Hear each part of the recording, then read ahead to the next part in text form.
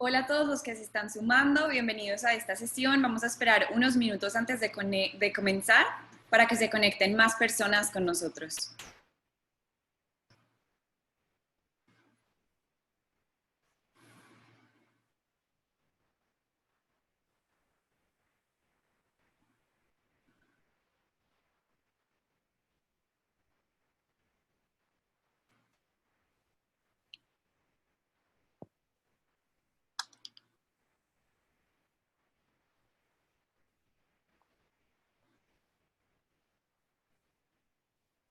De hecho, a medida que se van conectando, estaría interesante que nos vayan escribiendo en el chat de dónde se están conectando, como para que sepamos un poquito los países de la región de los cuales hay representación. Acá ya tenemos bastante diversidad de todos los que estamos, así que sería interesante que nos cuenten también de dónde se están conectando ustedes también.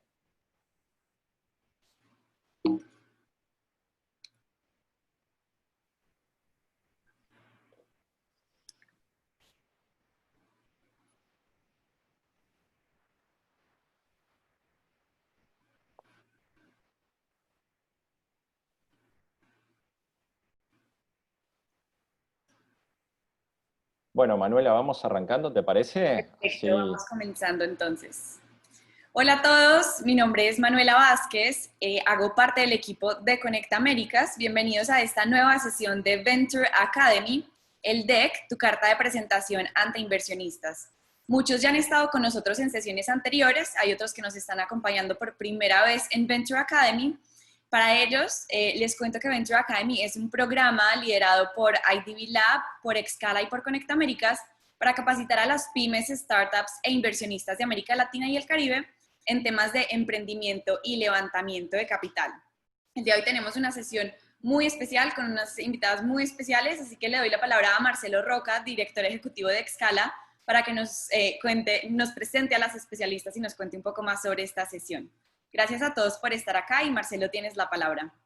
Bueno, muchas gracias Manuela y una alegría retomar nuevamente después de este gran evento que hicieron el O2LAC, que tuve justamente también posibilidad de participar y que bueno, los felicito, la verdad que muchas conexiones y mucho contenido de también altísimo nivel.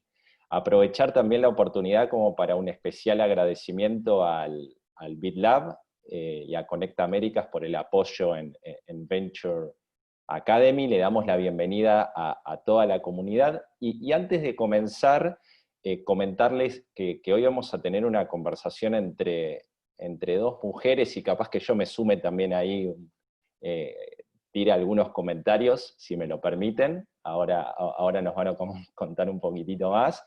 Tienen muchísima experiencia en todo lo que tiene que ver con el mundo emprendedor, así que sería muy bueno que todos las aprovechemos, que aprovechemos su conocimiento, todas sus reflexiones, así que vayan poniendo todos sus comentarios, todas sus preguntas en el chat, que vamos a ir filtrando, vamos a ir curando todos esos comentarios, y los vamos también a discutir con nuestras invitadas. Ahí también tienen una placa que recién Manuela estuvo compartiendo con las redes sociales nuestras, por si quieren comentar acerca del evento en redes sociales.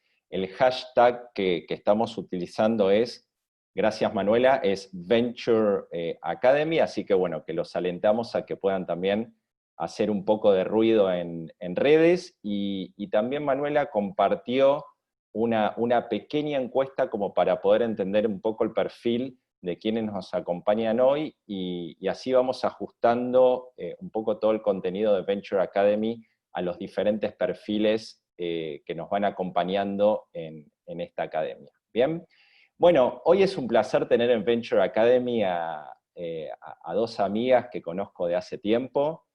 Por un lado, Viviana Angulo, CEO de Pista 8, una aceleradora con base en Bolivia y también directora de Valhalla Private Capital. Ahora nos va a comentar un poquitito más acerca de su perfil. También a Paula Barrientos. Paula es Managing Partner de Inculab, una incubadora con base en Colombia que también invierte capital semilla en los emprendimientos como para poder llevarlos a próximos niveles de desarrollo. Así que bueno, bienvenidas, Paula, Viviana, gracias por estar acá con nosotros. Un placer enorme que puedan compartir toda su experiencia y todo su conocimiento con la comunidad. Así que, Vivi, te dejo como para que compartas la presentación. Sigo acá conectado, así podemos interactuar entre todos y podemos hacer de esta una sesión súper constructiva para la comunidad. Gracias, Marcelo. Sí, no, tienes que estar conectado porque la idea de este webinar es mucha interacción entre todos, así que a las personas también que nos van siguiendo en el chat queremos ver sus ideas, queremos conocer sus preguntas. Y obviamente esperábamos este webinar, tanto Paula como yo, con mucho entusiasmo porque nos permite confabular juntas. Y qué más que con Marcelo, que es un amigo de muchos, muchos años. Así que voy a compartir con ustedes mi presentación. Por favor, me confirman que la pueden ver. ¿Que la pueden ver? ¿Sí? Sí. ¿Estamos ahí? Muy bien. Genial. Entonces, vamos a hablar del deck. ¿Qué documento más importante, no? Es el documento que el emprendedor prepara con mucho juicio, como dicen en Colombia, ¿no? Muy juicioso, Pau, para presentarse ante inversionistas. Es su carta de presentación, es el documento que abre la posibilidad de una conversación, es el documento que va a conectarte con esa intención y que tiene que representar tanto el modelo de negocio como tu equipo, o sea que es un documento muy importante. Antes de entrar a toda la presentación, nos vamos a presentar cada una. Yo soy boliviana, vuelvo a mi país después de muchos años, me considero una conectora de intenciones buenas, de proyectos buenos, de personas en Latinoamérica, en Canadá, directora de la TAM de Valhalla Private Capital. Eso es una firma que tiene la red de ángeles inversionistas más grande del noroeste de Canadá, fondos de inversión para Canadá también, y con ellos pues pude viajar por toda Latinoamérica conociendo ecosistemas extraordinarios como el colombiano, el Ecuador, el de Perú, el de Uruguay, el de Paraguay, y entonces a través de ellos he conocido mucho a muchas personas y realmente emprendedores sensacionales.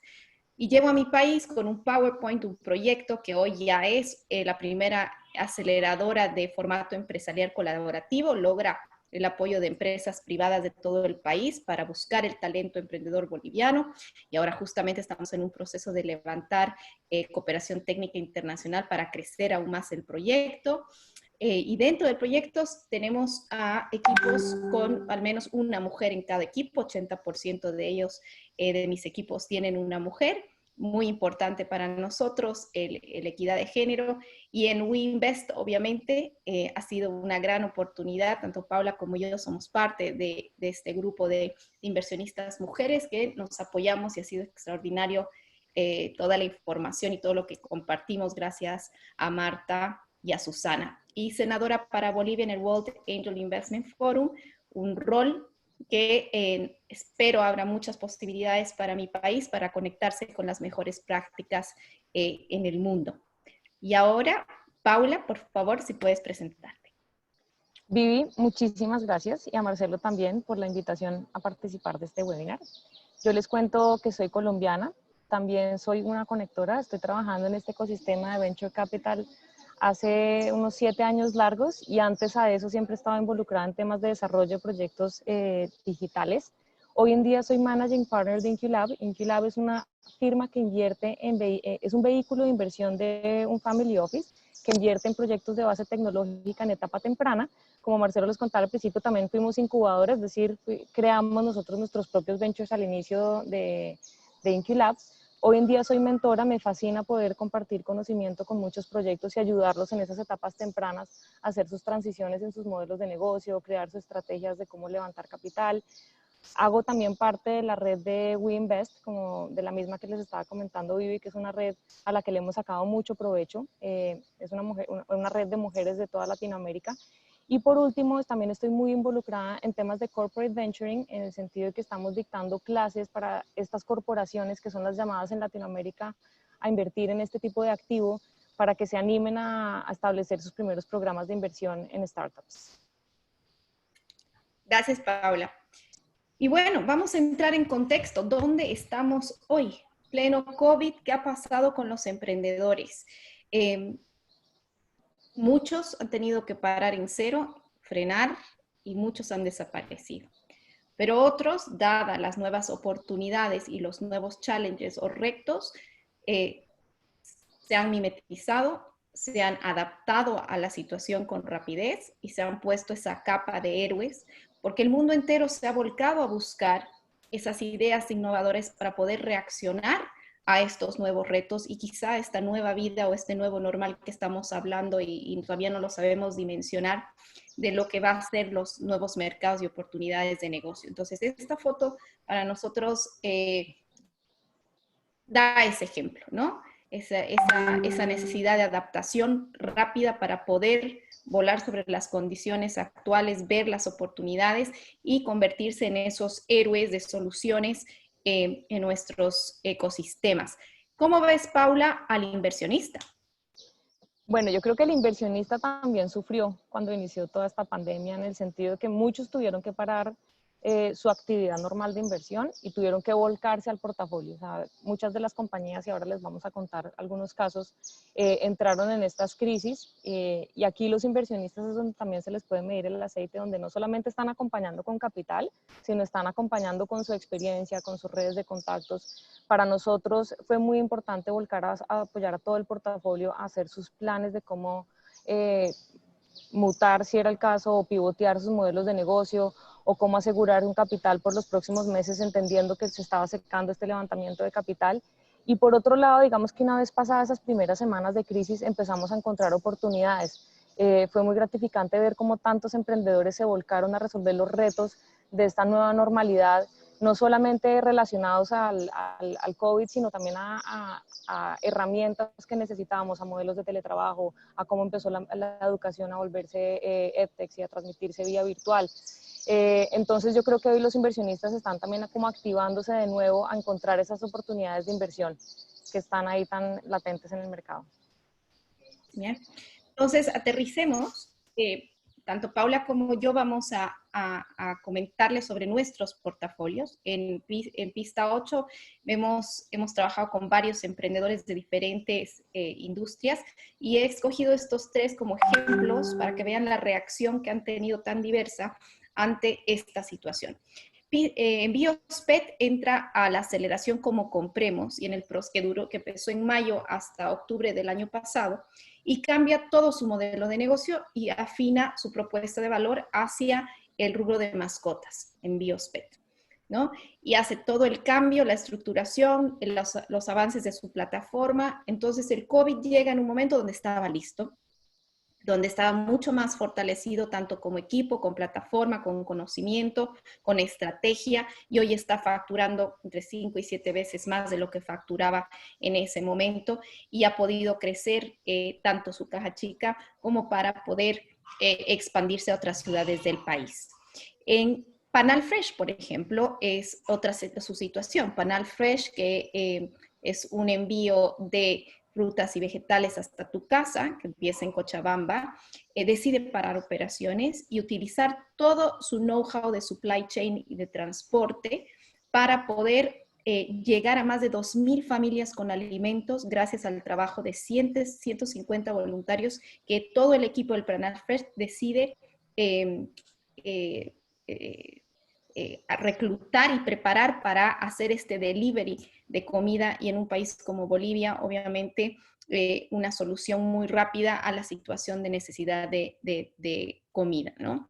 Y luego Tutok y Conde, que son dos emprendimientos que actualmente están en el cohort de Pista 8. Tutok ofrecía limpieza a domicilio por horas. Conde, el transporte de designated driver, ¿no? De la persona que tú puedes llamar, si has salido y has tomado unas copitas, puedes llamar a este conductor y la solución de llegar hasta tu casa de forma tranquila y segura, deciden unirse, porque ambos modelos de negocio ante esta pandemia pues corrían riesgo. Pero ahora que se unen, puede llegar el servicio hasta tu casa de una forma segura, con todas las medidas de bioseguridad y Conde hace ese transporte. Entonces, que vemos estos formatos de colaboración. Paula, ¿qué has visto tú en tu portafolio? En mi caso, tenemos 10 compañías y estas dos que les pongo acá fueron muy impactadas por el COVID. La primera es Pimbus, que Pimbus es un modelo de negocio de tiquetes de bus intermunicipal, es decir, interciudades, y obviamente pues con el turismo cerrado y con estas cuarentenas estrictas pues quedó en ingresos cero. Pero, sin embargo, los inversionistas pusimos un capital adicional para ayudarlos a pasar esta transición porque vimos una oportunidad enorme. Hoy en día Pimbus, que competía en este mercado de venta de tiquetes online, que solamente tenía una participación del 3%, pasado este COVID va a participar de un mercado que va a ser 100% digital.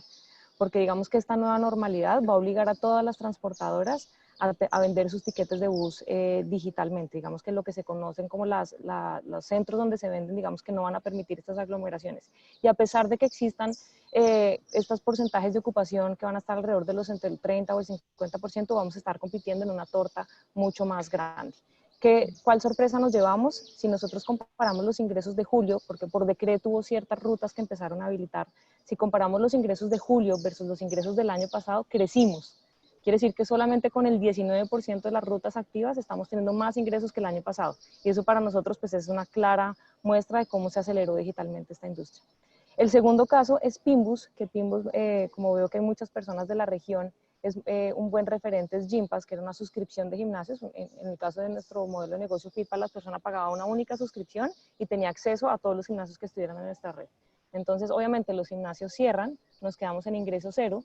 Nosotros habíamos volcado el modelo de Fit para un modelo B2B, es decir, estábamos prestándole este servicio a las empresas y esa base de clientes que ya nos conocían nos permitió hacer un pivote muy interesante donde migramos a Fitpal Home. Y Fitpal Home es ahora una suscripción donde las personas pueden hacer ejercicio desde casa, pero entendimos que ya no era solamente el tema de ejercicio, sino este tema del encierro ha generado muchas otras oportunidades como el bienestar mental, el bienestar en temas de nutrición. Entonces abrimos unas verticales adicionales. Hoy en día tenemos más clientes que en nuestro modelo anterior y si bien el ingreso bruto es menor, porque obviamente con los gimnasios teníamos una suscripción mucho más costosa, hoy en día es una suscripción mucho más económica, la economía de la unidad es mucho más rentable. Estamos muy cerca del punto de equilibrio y esto pues digamos que no sé por qué no lo habíamos visto antes, seguramente los hábitos tampoco lo hubieran permitido, pero pues digamos que esto nos ha permitido pivotear a un modelo mucho más saludable.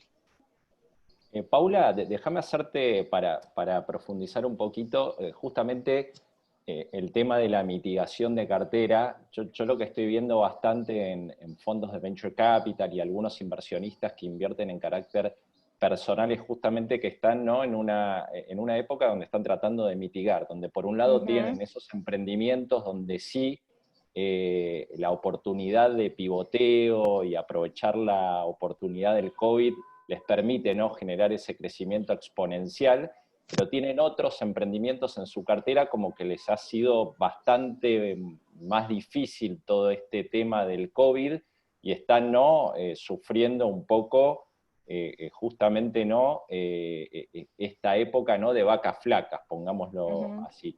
¿Qué están haciendo con esos emprendimientos de su cartera donde justamente el pivoteo está un poco más complejo? ¿Están inyectando capital como para darle, ¿no?, un poco de sobrevida? Contanos un poquito en relación a eso. Lo primero que nosotros hicimos fue hacer una radiografía para entender quiénes iban a estar impactados positivamente. Por ejemplo, en nuestro portafolio tenemos muchas de e-commerce y dijimos, bueno, estas evidentemente van a estar impactadas positivamente y cómo podemos ayudarlas a apalancar o robustecer los equipos de operaciones, robustecer los equipos de logística. ¿Cómo las apalancamos para que aprovechen este momento? Bien. Luego teníamos las compañías que estaban en un lugar severo o que no eran bienes de primera necesidad o que son industrias que, digamos, no iban a estar directamente afectadas y en esas hicimos plan de contingencia de, bueno, ¿cómo podemos cuidar los recursos para alargar el tiempo de vida de los recursos que tenemos? Muchas de estas, por ejemplo, estaban en medio de una ronda de inversión y en estas que estaban en medio de una ronda de inversión, entre los inversionistas decidimos aportar como este crédito puente para soportar como este periodo. Claro. Y en las que fueron severamente impactadas, como estas dos, sí fuimos muy agresivos en hacer planes de contención. Obviamente la prioridad era cuidar a la gente, pero vimos una respuesta muy positiva de los equipos de hacer cosas como reducirse salarios. Tenemos casos muy bonitos donde aparte de la reducción de salarios se creó un fondo para apoyar a los empleados que estuvieran pasando por situaciones críticas donde el salario estaba siendo aún recortado mayor por su situación familiar. O sea, vimos respuestas muy bonitas en ese sentido. Y ayudamos a generar estas estrategias de cómo vamos a pivotear o cómo capitalizamos la oportunidad. Una pregunta que nos hicimos era entender si el modelo de negocio era viable o no en esta nueva normalidad.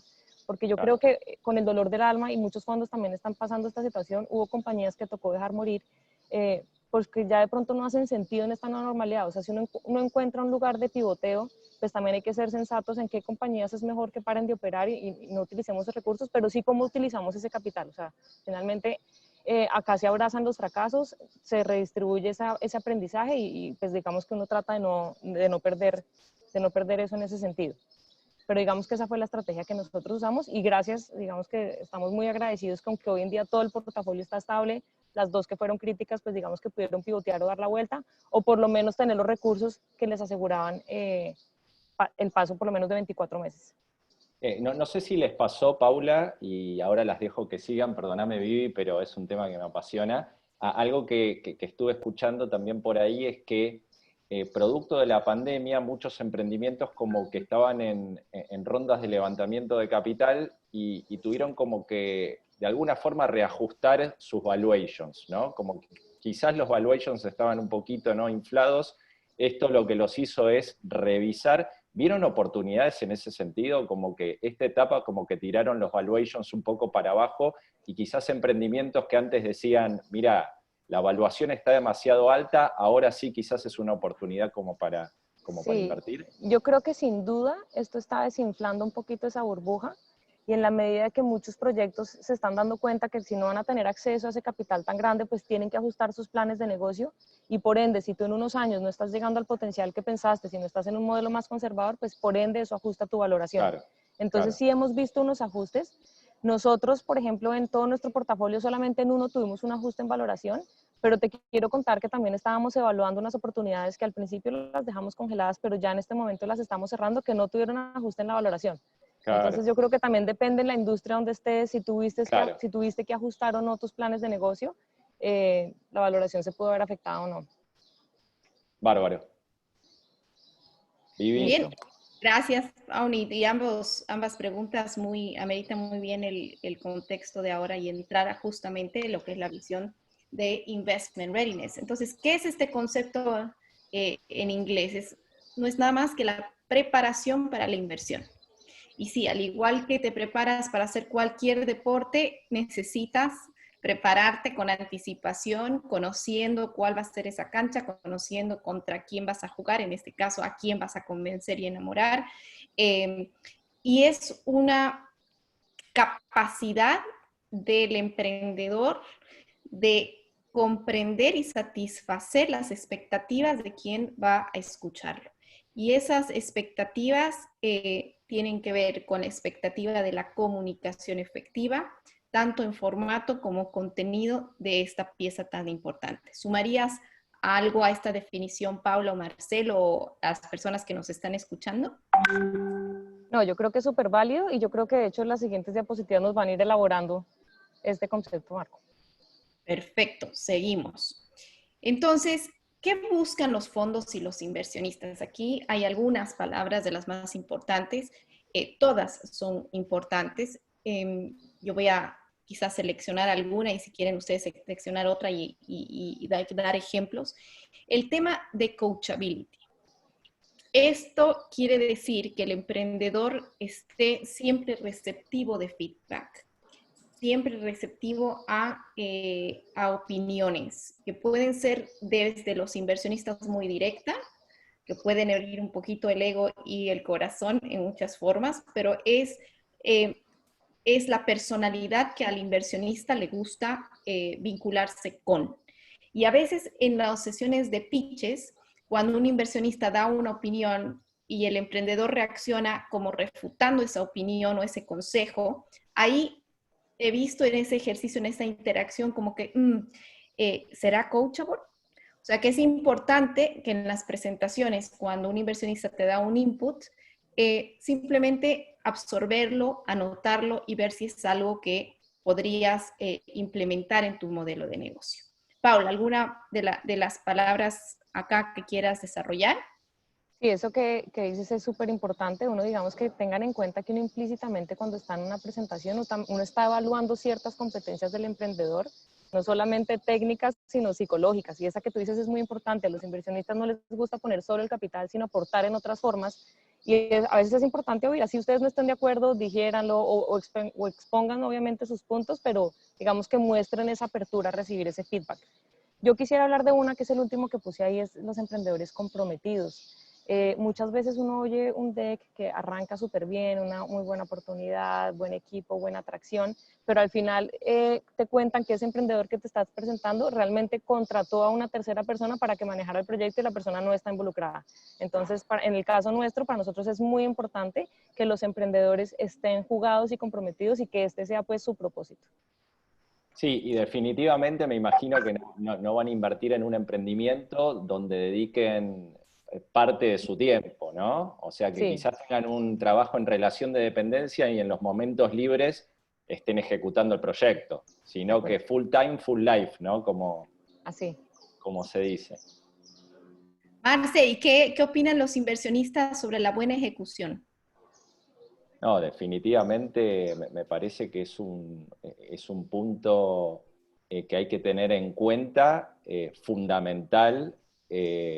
Una buena idea sin una ejecución, la verdad que no termina en nada, termina simplemente en un paper, con lo cual, desde el punto de vista de poder identificar emprendimientos invertibles, algo que se ve mucho es el equipo de trabajo, el complemento, justamente lo que decía Paula acerca de las habilidades, ese intangible donde muchas veces hay que tener un sexto sentido, y diría que la capacidad de ejecutar es fundamental, ¿no? Una idea más o menos, un equipo que ejecuta te la lleva a próximos niveles de desarrollo sin ningún tipo de problema. Una idea brillante con un equipo que no ejecuta, como decía, la verdad que no termina en nada. Y el tema de cicatrices quiere decir que si ese emprendedor falló, se cayó, su primer emprendimiento no fue, eso no lo ve el inversionista como algo malo, sino como un aprendizaje muy bueno que va a evitar que luego se vuelva a repetir. Ven cierta madurez, entonces por eso va a el tema de cicatrices. Obviamente, y déjame cerrar acá un temita, el tema de la transparencia es algo difícil, ¿no?, de poder identificarlo, pero es un pasa o no pasa, ¿no? Si vemos algo poco transparente, ¿no?, en esa relación, o nos omiten información y la información aparece más adelante, no sé si Paula te pasó en algún momento, la verdad que eso termina dañando la relación entre los emprendedores y los inversionistas de una manera crítica, ¿no? Yo les diría que la expresión del elefante en el cuarto, hay que sacarlo. Y no importa si lo sacan en la primera reunión. Finalmente uno no está invirtiendo en una compañía perfecta y sin retos, pues porque para eso uno invierte en acciones que están cotizando en bolsa. Uno está en un lugar donde uno sabe que estos emprendimientos en estas etapas tienen estos retos y no quiere aportar. Entonces, sean transparentes en esas reuniones. Estoy de acuerdo contigo. Muy importante. Luego, ¿dónde encontramos? ¿Dónde están los emprendedores? ¿Cómo llegamos a ellos si queremos invertir? Obviamente, insertarte en el ecosistema. Ser inversionista quiere decir ser parte de un todo. No es que vives en otro mundo paralelo. Yo creo que el inversionista apasionado y el que tiene el mayor sentido y perspicacia de lo que pasa en temas del desarrollo del emprendedor es aquel que está participando constantemente de una forma u otra de su ecosistema. Generadores de pipeline, incubadoras, aceleradoras, donde el talento se va preparando. Por referencia, Paula, así es como llega el pipeline y lo compartimos, ¿verdad? Sí, esto que tú dices es importante porque ustedes tienen que saber a qué fondo, en qué etapa están y que estén buscando obviamente fondos que estén acorde a esto. Entonces, en mi caso, que nosotros invertimos en compañías que ya tienen tracción en SID o en Serie A, pues un paso muy inteligente para nosotros es buscar estos emprendedores que se graduaron de la etapa anterior. Ojalá que alguien, si les puso un sello de calidad, pues para nosotros es muy valioso. Entonces, en mi caso, pues yo también miro mucho qué emprendedores están graduando de programas de aceleración e incubación. Un siguiente punto muy importante es la referencia. Como decía Viviana, acá hay un ecosistema y ustedes se tienen que conectar con el ecosistema porque muchas de estas presentaciones van a llegar por referencias. En mi caso hay muchos emprendedores que me presentan otros emprendedores o muchos coinversionistas que me traen ese portafolio. Y eso es muy importante porque casi que me están haciendo un endoso de esa credibilidad que yo tengo en esa persona. Entonces ahorran un tiempo versus así llega un emprendedor desconocido, yo tengo que tomarme el tiempo en construir esa relación y conocerlo. Entonces, conéctense y traten también de tener estas introducciones por sus referidos. Medios de comunicación y PR. Cuando ustedes están en una empresa que está haciendo una disrupción y creen que esto amerita contarlo, esto está generando noticia, comuníquenlo. Muchas formas también, nosotros constantemente estamos conectados con las noticias y pues obviamente si hay una noticia que llama nuestra atención, nosotros vamos a buscar hacer el contacto. A mí me ha pasado una vez, no sé si se acuerdan, un titular que salió a nivel de Latinoamérica, decía el Pastuso, que es una región de Colombia, que le está compitiendo a WhatsApp. Cuando sacaron un chat que se llamaba Soma, que creo que no, pero por cosas de la vida lo contacté, me enteré que estaba en Colombia, el día siguiente a las 10 de la mañana estaba sentado con él. Entonces hay noticias que generan impacto, comuníquenlas.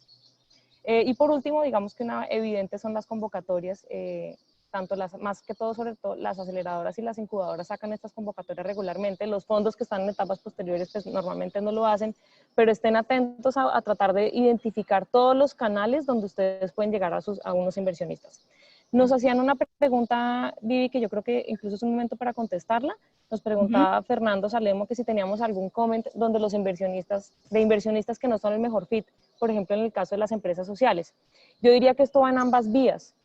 Ustedes tienen que investigar a quiénes están, pues no presenten por presentar. No.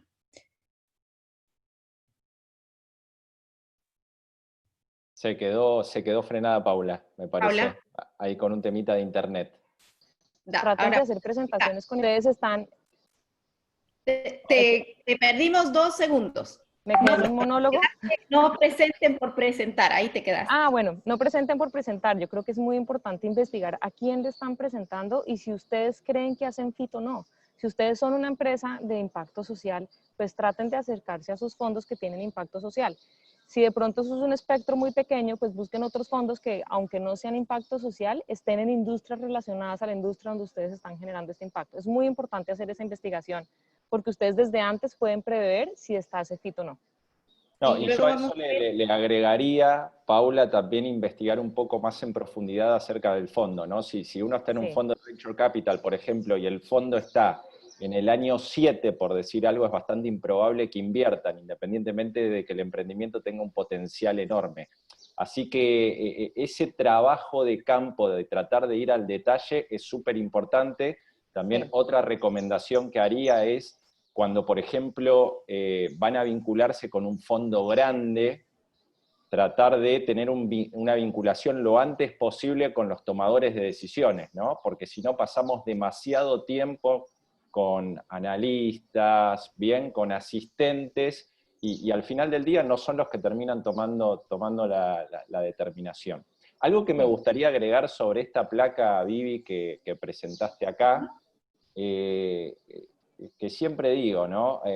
Algo importante que tienen que tener los emprendimientos, los emprendedores y las emprendedoras es la capacidad como para poder moverse, subirse a un avión, ir a diferentes eventos, participar de diferentes actividades. Me acuerdo de una historia muy reciente que es Juliana Villalba, no sé si la conocen, Paula probablemente sí, de Rebus, es una emprendedora colombiana que justamente levantó una ronda de levantamiento de capital bastante reciente y la levantó de conexiones que hizo en el evento Scala en Uruguay el año pasado, con lo cual, ¿qué hubiera pasado si no hubiera ido? Evidentemente como que no hubiera conocido, no hubiera hecho fit y no hubiera levantado la ronda. Así que auspicio a los emprendimientos como para que se muevan en toda la región, estén en todos estos eventos. Y muchas veces surge la pregunta de, ¿y qué hacemos con la ejecución del día a día? ¿Quién ejecuta? Entonces, quizás muchas veces hace sentido como que tener dos perfiles dentro de los emprendimientos. Alguien que esté mucho más enfocado en la parte de la ejecución y otra persona que complemente y esté mucho más enfocada en todo el tema del levantamiento de capital e inclusive toda la parte de New Business Development, desarrollo de nuevos negocios y hasta diría la parte comercial. No sé si piensan parecido. Muy importante lo que dices y sobre todo también para ecosistemas que recién están desarrollando Venture Capital, que no encuentras aquí 3 redes, que no encuentras 4 fondos de Venture Capital. Tu opción o la única opción que puedes tener en ese momento es salir a mostrar ese Tal cual. Si estás en Silicon Valley es una historia diferente, ¿no? Porque te cruzas de esquina a esquina y ves fondos de Venture Capital por todos lados. En Latinoamérica la realidad es que es un poco diferente, entonces como que nos tenemos que mover bastante por la región como para ver ese abanico de oportunidades. Correcto. Bien, la definición de un deck es una presentación elaborada con tal de proporcionar una visión breve y persuasiva del modelo de negocio de una empresa. ¿Sumarían algo más a esta definición, Paula, Marcelo? No, continuamos. ¿Alguien más en el chat que quiera poner algo más en esta definición? Porque siempre podemos engordarlo un poquito más. Pero definitivamente vamos a entender el deck desde lo que no es un deck.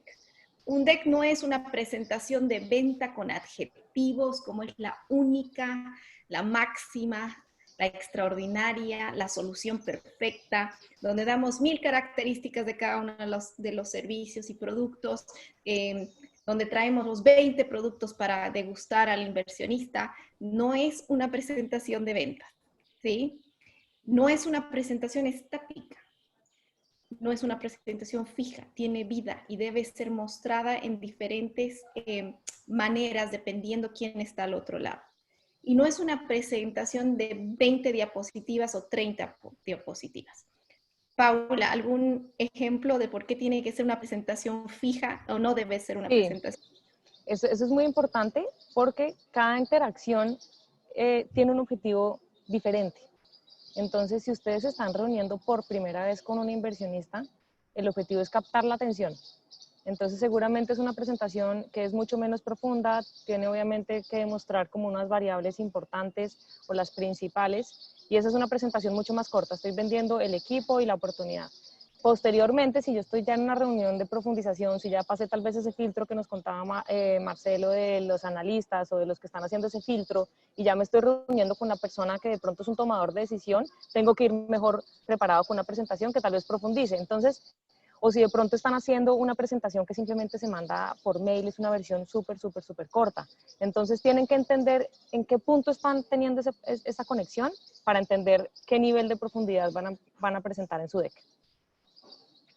Sí, algo importante como para agregar, esto tiene que ver mucho con el mercado en Estados Unidos, pero yo vi por ahí una encuesta donde le preguntaban a los fondos de Venture Capital cuánto tiempo le dedicaban una vez que recibían un deck y en promedio no le dedicaban más de 3 minutos.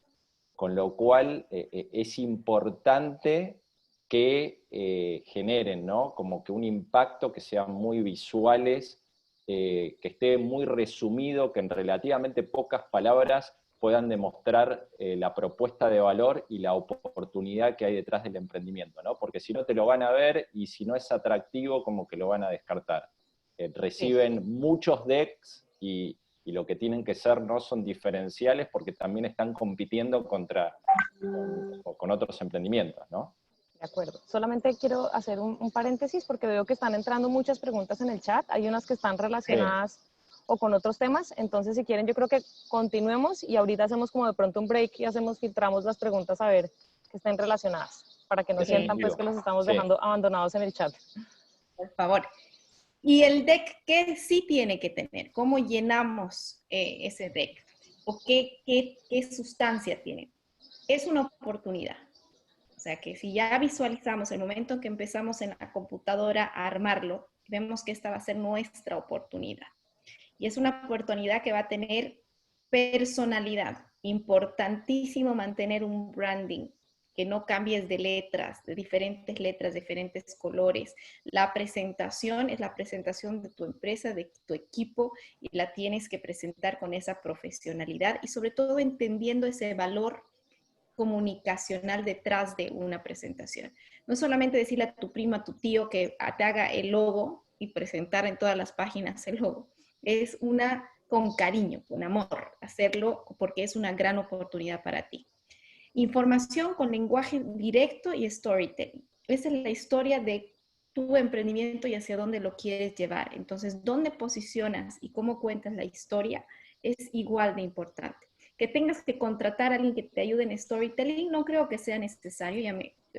No sé si quieren compartir esta experiencia, Paula, Marcelo, pero creo que es importante que entiendas que hay una historia y tiene un orden. Luego, data actualizada y organizada, no 1000 números, no 1000 palabras en texto que no entendamos. A mí me gusta ver un formato de 3 números, no más. El texto necesario y justo. A veces las presentaciones de ventas te da un poquito más de espacio para que tú puedas distender las características. Esto no es una presentación de ventas. Entonces, cada palabra tiene una fuerza y hacer ese contexto, ese mensaje de fuerza es muy importante en cada una de tus diapositivas. Y ten muchas versiones, lo decía Paula. Hay versiones para enviar por email, hay versiones para cada momento de esa relación. Paula, algo que podamos profundizar aquí. Solo quiero decir que la palabra oportunidad debería estar en mayúsculas y con 20 puntos más de tamaño, porque eso tal vez es lo más importante de un deck. Ustedes están vendiendo la oportunidad de inversión y con este primer slide es que ustedes están captando la atención de su público. ¿Cuál es la oportunidad? No solamente que ustedes están teniendo la oportunidad de estar sentados ahí, pero es la oportunidad del negocio que ustedes están persiguiendo. Eso es lo que hay que vender. Eso tal vez es el objetivo principal de este deck. Es esta oportunidad y el equipo, sobre todo en las etapas tempranas. Y Marce. Lo único que le agregaría, que he visto que últimamente hay una tendencia de inversionistas que anterior al deck te piden un one page. O sea que inclusive tratemos de ser más resumidos cuando ¿no? terminamos definiendo la oportunidad. Entonces como que te tienden a filtrar en el one page. Envíame un one page y si me convences con ese one page, ahí me envías el deck. Entonces, eso hace relación. ¿Cómo? Sino que precisamente eso hace relación a las muchas versiones. Ese one pager es la versión más resumida y es una página que no se preocupen, está llena de texto, no es como lo más gráfico, pero es donde tiene ahí la oportunidad del equipo, la atracción, el potencial, pero es una página donde básicamente ustedes están convenciendo que les den esa reunión para presentar el deck. Pasen todas sus preguntas que están en el chat a la sección de preguntas, por favor, para irlas atendiendo y no tener que ir scroll up, scroll down viendo las preguntas. Y en un momento hacemos un break porque hay algunas preguntas que vamos a responder en el proceso, que quizás sea bueno esperar al final para contestarlas. Bueno, entonces hablaba Paula y decía que hay que tener un deck para cada presentación y para cada momento de esa relación. Pero también es muy importante, y lo habíamos dicho hace un momento, entender a quién está al otro lado de esa mesa. ¿Qué tipo de fondo es? ¿Qué tipo de red de inversionistas? ¿Cuál es su tendencia o hábito de inversión?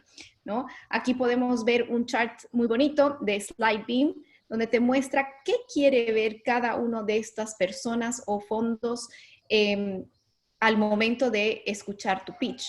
Y podemos ver que hay temas que son transversales en esa búsqueda de información que son imprescindibles, y hay otros que algunos aprecian tener y otros no.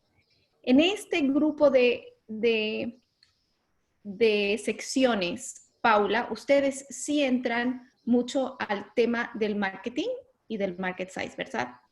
Sí, pues digamos que en nuestro caso, que nosotros somos un inversionista que no estamos en etapas tan tempranas, sino buscando ya seed y serie A, donde ya buscamos algo de tracción, para nosotros es muy importante que tengan ese market validation y que tengan ese, más que el marketing plan, yo diría la parte de la atracción. Para nosotros es importante validar que han mostrado esa validación a través de la atracción. Lo segundo es el market size. Yo hago parte de un grupo corporativo que tiene, por ejemplo, los medios de comunicación más masivos de Colombia. Entonces, a mí me gusta ver cómo puedo conectar los activos detrás mío, y esto conecta un poco con investiguen a sus inversionistas, entender en proyectos. Para mí un proyecto de B2C me encaja muy bien porque yo sé que eventualmente, aparte de mi capital, puedo inyectar medios masivos para ayudarlos a crecer. Entonces, por ende, yo empiezo a filtrar un poco esas oportunidades que se están concentrando en mercados masivos. Definitivamente, los capítulos que quieren ver los fondos o los inversionistas dependen mucho, están muy relacionadas a sus tesis de inversión. Entonces, estas tesis de inversión es lo que un inversionista define en qué sector estoy, en qué industria estoy, en qué mercado estoy, en qué etapa estoy invirtiendo. Si no lo tienen público en sus páginas, si ustedes investigan su portafolio o el momento en el que entraron en su portafolio, van a poder sacar muchas deducciones. También es importante que hablen con otros emprendedores si los conocen, que ya han tenido reuniones con esos inversionistas, para también tener ese feedback de qué le gustaría ver a ese inversionista. Pero básicamente esto es un súper buen resumen. Todos queremos ver, aunque creo que no me estoy adelantando en slide, entonces voy a dejar que lo cuentes. En el caso de la aceleradora, para recibir a los emprendedores, obviamente problema solución, pero también vemos mucho el equipo y el board of advisors. Porque en esa etapa del emprendimiento, estar operativo, buscamos que haya esa complementariedad de equipo, que sabemos que si pasan por el proceso de aceleración va a maximizar aún más esa propuesta de valor. Y los advisors que tienen, si son locales, si estarían abiertos a tener advisors regionales, especialmente cuando el ecosistema no te provee un nivel de advising con un mejor calibre. Entonces, esas dos áreas para nosotros son muy importantes al momento de un proceso de aceleración. Para complementar algo que decía Paula en relación a la tesis de inversión de los diferentes fondos, algo que también alentaría a los emprendimientos es que puedan entender qué significa la atracción para los diferentes fondos, porque hay fondos que la atracción implica crecimiento exponencial en usuarios, hay fondos que implican ventas, y hay fondos que probablemente no te inviertan si no llegaste al punto de equilibrio. Hay un mundo de fondos dando vueltas por ahí, hay fondos que invierten muy en early stage, hay fondos que invierten quizás en etapas un poco más maduras, entonces tenemos que también poder entender, bien como decía Paula, acerca de la tesis de inversión y en dónde se enfocan desde el punto de vista de estadio de desarrollo del emprendimiento. Y por ejemplo, en el caso de Valhalla, enfocan mucho en atracción. Quieren ver esos logos de las empresas con las cuales ya has trabajado, que validen el potencial de ese emprendimiento, de poder llegar a clientes grandes, pequeños, medianos, cómo ha sido esa relación, cómo ha sido la comunidad. Entonces, si entiendes y haces ese research previo para entender quién se sienta al frente, vas a entender dónde ponen mayor énfasis, claro, y es más fácil llevar ese storytelling incorporando estos contenidos. Y si justamente haces el fit, ¿no? Que esa es un poco la idea. Exactamente. Entonces, una pregunta, perdón, que estaba en el chat y que no estaba en las preguntas, pero me parece importante. Nos preguntan que en una compañía que está en una etapa como de startup haciendo una evaluación de MVP, ¿qué tipo de data puede soportar uno? Entonces, si uno no ha salido al mercado y no tienes data para demostrar, hay que concentrarse mucho en la oportunidad. ¿Por qué es un tamaño importante? ¿Por qué es un mercado que puede ser atractivo para los inversionistas? ¿Qué está pasando tal vez en otras regiones? O sea, es un mercado que en tu país en particular no está desarrollado, pero sí en países vecinos o en Estados Unidos. Cuenta un poquito esa historia. Si no tienes datos tuyos propios porque no has salido, vende la oportunidad. Pero si has sacado el MVP, no importa si tu MVP ha sido en un focus group muy pequeño, cuáles han sido los aprendizajes, sí, y a partir de esos aprendizajes, qué decisiones que has incorporado en tu modelo de negocio. También importante. Y lo mencionábamos antes, esta diapositiva que es de Startup, te muestra ese crecimiento, te muestra la curva de crecimiento del emprendedor y las diferentes fases. Importantísimo entender dónde estás, en qué etapa estás para ver qué puertas vas a tocar. Y aquí sí hay una diferenciación de levantar inversión en Silicon Valley, en Israel o en Bolivia, ¿no? O en Colombia. Tanto en evaluaciones, tanto en equity como en las expectativas del inversionista. A ver, Paula, cuéntanos qué etapa ven ustedes y cómo ves esa diferenciación bueno, regional. Yo creo que digamos que dependiendo del país donde estén, la evolución del mercado es completamente distinta. Obviamente en Latinoamérica uno ve un mercado como Brasil bastante desarrollado, México siguiendo los pasos de Brasil con sobre todo mucho acceso a capital y muchos fondos. Colombia me atrevería yo a decir que tal vez es el tercero porque además se volvió geográficamente y con las condiciones que tiene el país es muy atractivo. para que los startups abran. Y nosotros, en el caso particular de Colombia, yo diría que ya tenemos emprendimientos que están en todas las etapas, inversionistas que no están en todas las etapas. Yo diría que acá tenemos un hueco muy importante en esa etapa presemilla. O sea, desafortunadamente a los emprendedores de acá les ha tocado volverse muy recursivos o conseguir plata, lo que llamamos family and friends, de familias y amigos que quieran apoyar esas etapas, porque no hay como una fuerte o redes de ángeles o inversionistas posicionados. Hay inversionistas en etapa de serie C, de serie A. Después diría yo que para los que vayan a entrar en la siguiente serie, que es como la etapa un poquito más de crecimiento, van a encontrarse nuevamente con retos. De hecho, muchos emprendimientos que levantan en esa etapa temprana, que es la serie llamada y serie C, se aseguran de levantar un capital suficiente para sobrevivir unos meses más largos, entendiendo que acá hay este hueco. Entonces, con todo esto para decirles que hay que hacer una reflexión traten de entender sus ecosistemas locales. Si, por ejemplo, sienten que en su ecosistema está muy pobre la inversión en las etapas tempranas, pues traten de ser recursivos ustedes y de crecer su proyecto a punta de bootstrapping. Entiendan dónde están esos huecos para saber cómo van a diseñar su estrategia de capital en adelante. Importantísimo, gracias. Vamos avanzando para ya entrar a las secciones importantes. Estas son las secciones más importantes del deck. ¿Sí? El problema, bueno, aquí primero lo vamos a ver una antesala, es donde ya cuando el inversionista está viendo tu pantalla, ahí está la gran oportunidad de qué eres y el gran mensaje y tu logo, que es lo que primero ve el inversionista, vamos a verlo más adelante. El problema, aquí en el problema lo tienes que transmitir, lo tienes que hacer sentir, lo tienes que hacer vivir, dimensionarlo, porque tiene que haber esa conexión inmediata entre el inversionista, tu problema y lo que quieres resolver. Luego viene la solución y es el convencimiento donde haces el clic con el problema y convences que tú eres esa solución la más apropiada, la que mayor impacto puede tener para contrarrestar ese problema. El producto, sin mucho adorno, sin mucha adjetivos, sino con la especificidad de por qué es el producto idóneo o el servicio idóneo. Market size, que lo vamos a ver más adelante, cuál es el profundo entendimiento de tu dimensión de mercado local, regional, importante que sea real, ¿no? El business model, cómo haces dinero, qué hace sentido, ¿no? La competencia, importante que muestres, que entiendas a tu competencia y cuál es tu valor diferenciador. Mejor y diferente va en esa línea, qué características te hacen mejor que o diferente a tu competencia. El marketing plan, que es tan importante, decía Paula, por ejemplo, para InQlab, estás creando comunidades, una pregunta que he escuchado mucho en las presentaciones de inversión y cómo vas a manejar esa comunidad y quizá esa comunidad virtual hoy se ve mucho más grande y significativa, entonces, ¿cómo piensas maximizar esa oportunidad? El equipo, ¿no? ¿Quién es ese Dream Team? ¿Por qué lo escogiste? ¿Cómo es esa complementariedad? ¿Qué backgrounds tienen?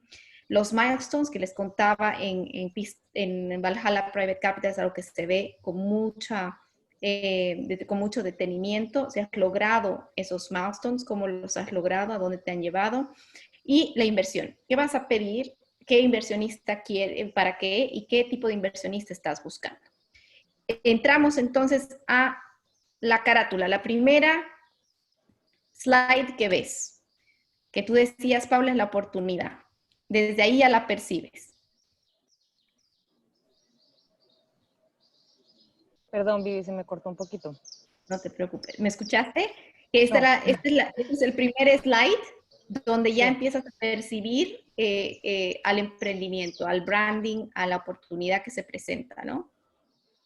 Sí, entonces en esa primera, muchas veces uno puede con una frase resumir, y piensen muy bien esa frase, uno puede estar resumiendo en qué mercado está, a quién está entendiendo o qué está resolviendo. Esta es como la frase de venta. Entonces, no sé, mi nombre es una fintech y yo estoy resolviendo el acceso a capital a las personas no bancarizadas traten de resumir esa oportunidad que están haciendo. Perfecto. Y aquí hay quiero agradecer a Panel Fresh por prestarnos algunas de las slides para aterrizar con ejemplo. Aquí lo pueden ver, ¿no? Un logo, tiene sentido los gráficos que van acompañando. Improving Food Security Through Technology, eso es lo que hacemos, lo que queremos hacer, ese es el mensaje, y la página web donde podemos encontrar más información. Luego el problema, ¿no? ¿Y para quién? ¿Cuál es el cliente target con ese problema? Marcelo, ¿cómo te gusta ver aquí a ti el problema? ¿Cómo llega, tú crees, al inversionista el mensaje del problema con más efectividad? Me parece que tiene que ser lo más visual posible y que haya un número que sea impactante, ¿no? Que sea un dolor que en definitiva termine, ¿no?, complicándole la vida a tu usuario, a tu cliente, a tu, ¿no?, consumidor final. Me parece que eso es lo que más impacto termina generando dentro de los inversionistas, ¿no? Algo bien visual que, ¿no?, que sea un problema que tengamos que resolver. Bueno, Sí. justamente hay algo parecido a eso. 40% de la comida en el mundo se desperdicia, ¿no? Entonces, ¿qué oportunidad hay detrás de este problema? Y yo ahí quiero agregar que muchas veces, porque hay muchas empresas, muchos startups que están resolviendo problemas reales, pero hay muchos que están creando algo nuevo que las personas no perciben como un problema. Entonces simplemente se puede, o sea, uno también puede estar haciendo una innovación, una disrupción, una forma distinta de hacer las cosas, pero tengan en mente, si ustedes cuando están resolviendo un problema que ya existe, es mucho más fácil tener esa aceleración en el mercado. Si están creando un nuevo hábito, pues tengan en cuenta y contemplenlo en sus planes de negocio, que seguramente hay que invertir en crear ese o generar este awareness en este hábito. Bueno, ahí hay una frase que me gusta de Henry Ford, que dice que si le hubiera preguntado al mercado qué necesitaban, me hubieran dicho caballos más rápidos. Exacto. Pensando en eso quería hacer ese comentario, porque muchas veces no es por castrar los emprendimientos que solamente están resolviendo algo, sino muchas veces también se crean oportunidades nuevas. Pero hay que tener en cuenta eso en los planes de negocio, tienen que ser coherentes en que hay que invertir en eso. Uh-huh. La solución. ¿Cuáles son esos 3 grandes beneficios que hacen a tu solución? ¿No? Aquí vemos un ejemplo. Y la solución, a veces la vemos al principio, justo después del problema, pero a veces hay el gustito de ponerlas después, cuando has quizá establecido el problema, luego aterrizado al mercado, ¿no? Y luego viene a ser la solución más completa. Lo he visto al principio como al medio, la solución dependiendo del storytelling. Paula, la solución, Sí. ¿cómo la deberíamos presentar?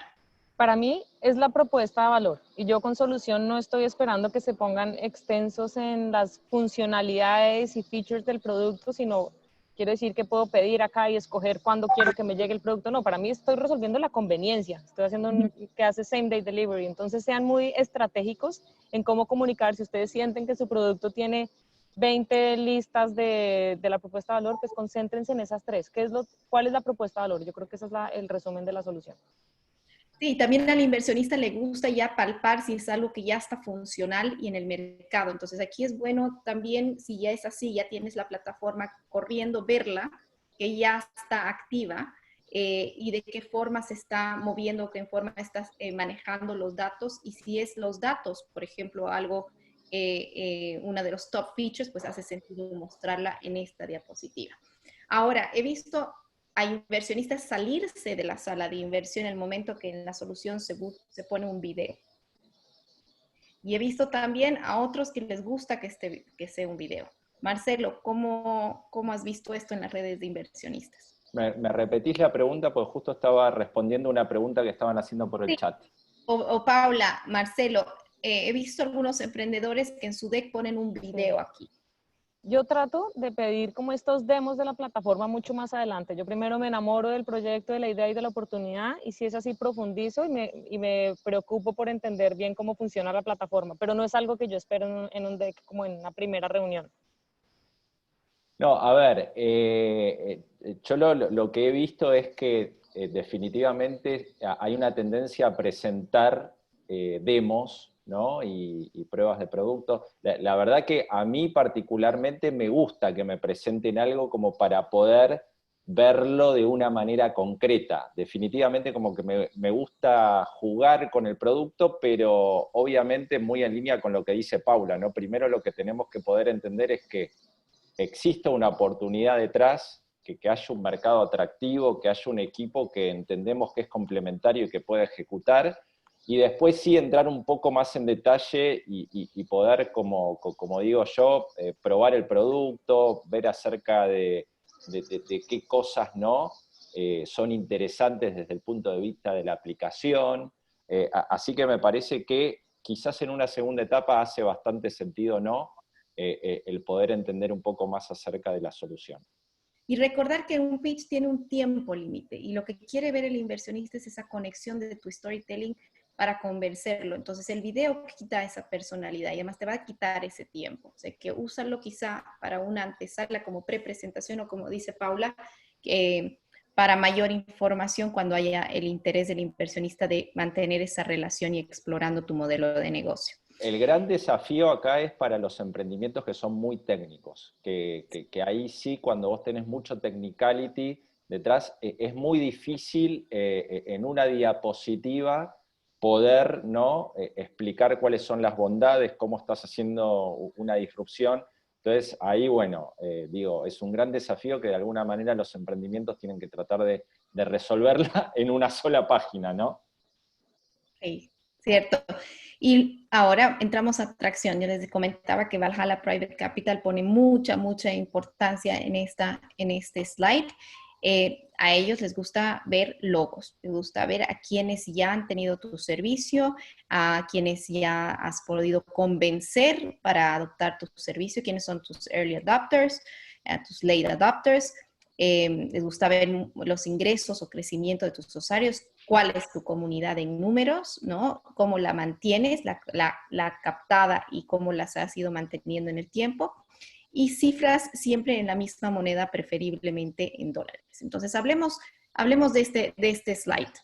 Déjame hacer un comentario, porque justo me agarraste, Viviana, porque vi un montón de preguntas en referencia a esto, en referencia a la atracción, y justo cuando me preguntaste estaba comentando por el chat. Yo a esto a lo que le agregaría, obviamente, crecimiento de usuarios, tema de ventas, cómo crecemos en las ventas, pero algo sumamente importante que hay que tener en cuenta es el tema de la tasa de retención, porque no hace mucho sentido crecer y crecer y crecer y crecer, pero así como crecemos vamos perdiendo. Entonces, es importante también poder conocer esa relación entre crecimiento y cómo retenemos mes a mes a los clientes. Sí. Y yo también acá les quiero decir que no caigan en un error que lo van a ver mucho, que se llaman las métricas de vanidad, los vanity metrics. Ustedes tienen que entender en qué modelo están y cuáles son las métricas que mejor explican el modelo en el que están. Entonces, doy ejemplos. Si ustedes están en un negocio que es un marketplace que conecta puntas entre clientes y proveedores, pues seguramente una métrica muy importante es entender cómo están siendo las transacciones. A mí no me interesa ver cuántas personas se han registrado a la página porque eso no me está revelando los clientes reales. Entonces hay muchos emprendedores que muestran, no, ya tenemos 10,000 registros a la página y la pregunta siguiente es, bueno, ¿y cuántas ventas has hecho? No, 50. No me está explicando. Entonces no caigan en el error de mostrar variables que no están relacionadas a su modelo. Había muchas preguntas que no entendían tal vez la palabra atracción y una palabra milestones, que tal vez la dijimos más atrás.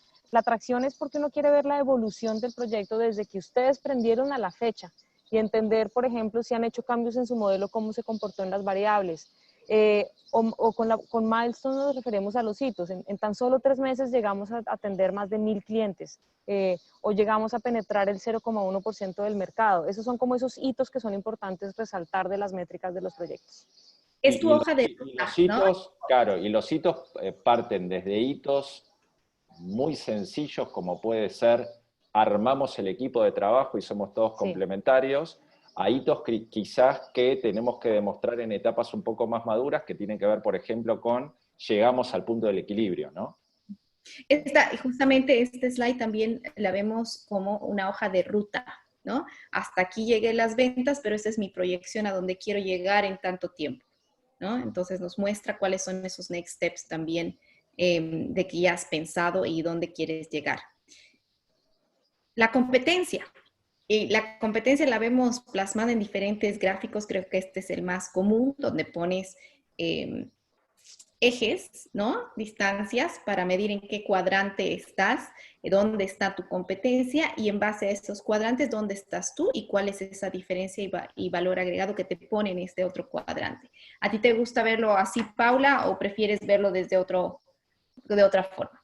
Sí, a mí sin duda me gusta entender una o dos variables. Muchas veces también es típico que uno empieza a ver como una matriz donde uno está calificando por ahí unos 8 o 9 features. Hay diferentes formas, pero uno sin duda lo que quiere entender es cómo está uno con la competencia. Estamos compitiendo en mercados B2C, el mercado hoy es B2B, estoy en un tema más de digitalizar o estoy versus un mercado más tradicional. Es como poner en el mapa de cómo está esa categoría localmente o regionalmente, o si hay consolidación afuera o no, y entender si uno está compitiendo en un océano rojo o si de verdad estoy rompiendo una industria, es ponernos como en relación a ese mercado. Claro. Sí, esto es básicamente cuáles son los dos atributos que más valoran mis clientes potenciales y cómo de alguna manera nosotros nos diferenciamos con la competencia. Yo he visto también esas matrices donde ponen 7, 8, pero la verdad que un poco la esencia del deck es tratar de ser lo más sintéticos posibles, y a mí este tipo de gráficos me gustan, ¿no? Porque van a esos dos atributos que justamente tienen que ver con lo que más terminan priorizando nuestros clientes. Y sí, una preparación de texto de lo que vas a decir y cómo vas a explicar. Importante tocar a tu competencia y dar algún research que hayas encontrado o profundidad que hayas encontrado versus a la diferenciación que estás trayendo tú a la mesa, ¿no? Y dónde te encuentras. Entonces aquí sí hay que prepararse muy bien con cómo se va a describir esa diferencia. Y acá también yo quisiera agregar que también, volviendo a algo que nos había dicho Marcelo antes de la naturaleza del fondo, normalmente por naturaleza y por diseño los fondos están destinados a ser compañeros de viaje por un periodo determinado de tiempo. Muchos de esos fondos tienen un periodo donde van a invertir, después van a gestionar el portafolio y después obligatoriamente tienen que gestionar sus salidas. Entonces, a veces estos panoramas de competencia también le pueden dar luces al portafolio si va a poder tener una posible salida, si es un mercado que se está consolidando, cómo se han comportado, claro. O sea, y entender el momento del tiempo del portafolio. Si ustedes están llegando muy tarde en esta discusión, pues seguramente este fondo va a tener mayor presión de saber cuál va a ser su salida en un mediano plazo. Así que muy importante este slide. Y luego el mercado. Yo les comentaba que 3 números. Más de 3 números y la descripción de cómo llegamos a esos 3 números muy difíciles, y los inversionistas con estos 3 números pueden sumar, restar, dividir en su cabeza y ver y entender realmente si el mercado hace sentido o no. No disparar a un mercado mundial, ¿no? No ponerme cifras si no es el target, sino lo más aterrizado a la realidad de donde vas a empezar a captar ese mercado, ¿no es cierto, Paula? Sí, digamos que acá en esta diapositiva, y lo que tú dices, Vivi, es que a veces es muy difícil sacar esta información. Y acá les invito a que sean creativos. Muchas veces uno puede hacer estimaciones del mercado o por el lado de la oferta o por el lado de la demanda, pero al final lleguen a una cifra y presenten. Digan, este es el total, van a oírlo también muchas veces como el TAM, el Total Addressable Market. Y a los inversionistas les gusta saber que están en un mercado grande. Luego ustedes van a tener como una rueda más pequeña desde listo. De este total, mi objetivo va a ser competir en este mercado. Y después el objetivo de corto plazo es yo quiero penetrar el 5% de ese submercado. O ya penetré el 5 y mi próximo es ir al 10 y en este otro mercado, porque ya me estoy moviendo a Paraguay, mi objetivo en 6 meses es llegar a este parte del pie en ese mercado paraguayo, ¿no? Sí, justamente uno de los errores que muchas veces se ven en los emprendimientos es que cuando presentan el mercado y se hacen las preguntas, te dicen, bueno, yo le puedo vender al mundo, o sea que el mundo es mi mercado. Entonces, digo, ahí lo que estamos demostrando como emprendedores es que quizás no hicimos bien nuestro trabajo y no terminamos haciendo una buena segmentación para entender bien dónde vamos a estar compitiendo. Correcto, así que no dejarse tentar a ir al mundo entero y el más allá, sino muy aterrizados con los números de realmente dónde estamos en esa penetración de mercado. El equipo.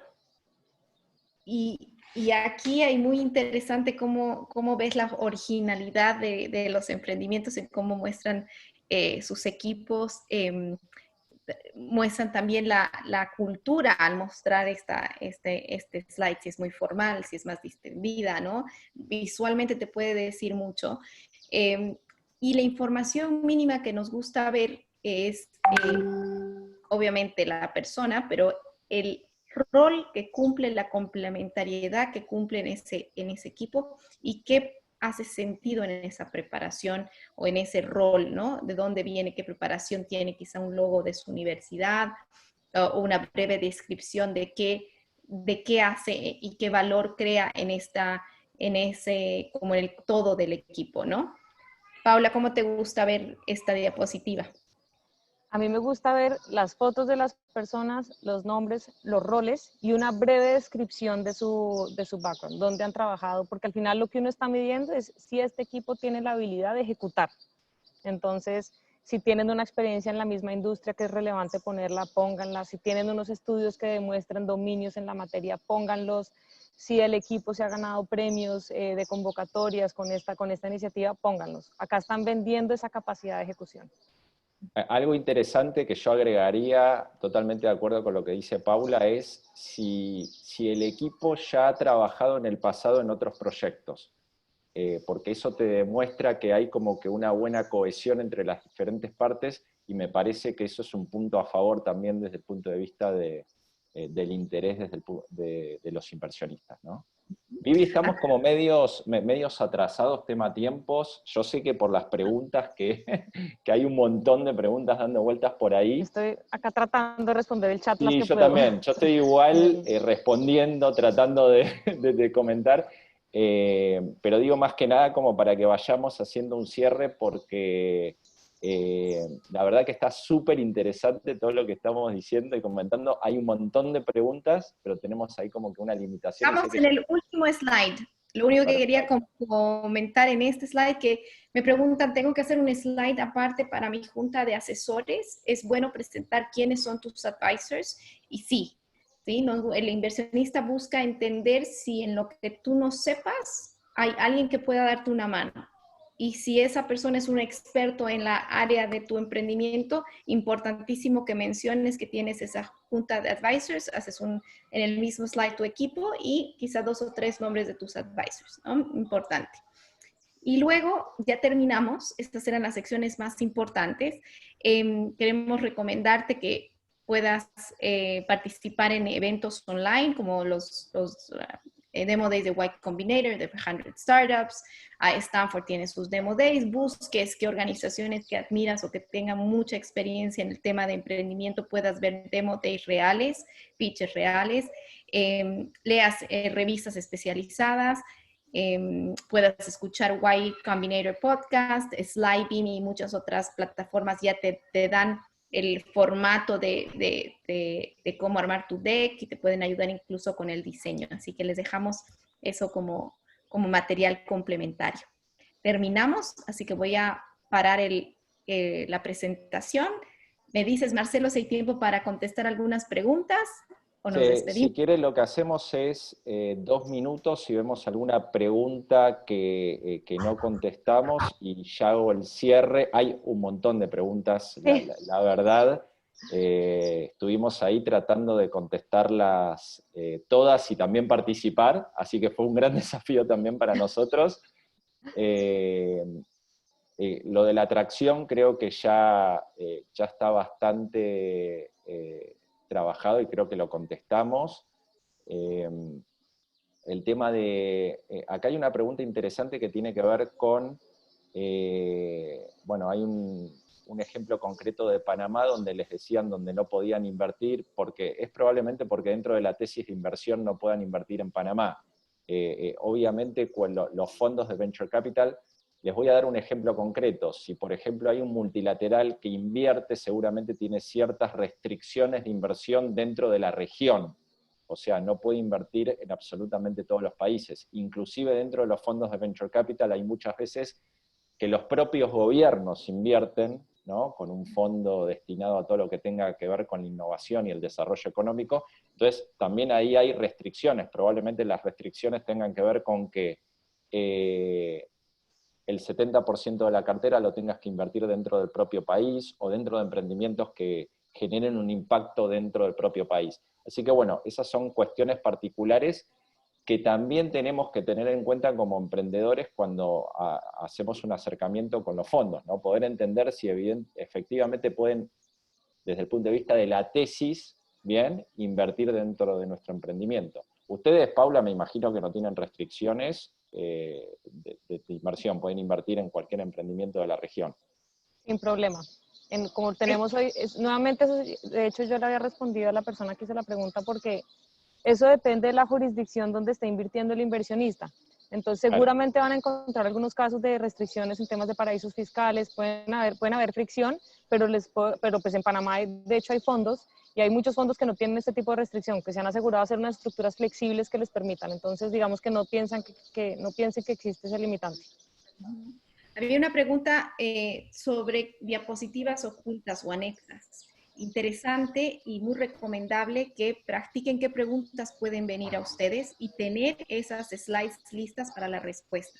Algunos emprendedores pueden querer ir más a ver finanzas, ¿no? Tener esa diapositiva lista o alguna otra que ya hayan practicado, que quieran tener la lista al momento de respaldar su pregunta. O sea que sí vale tener ciertas slides ocultas para poder responder.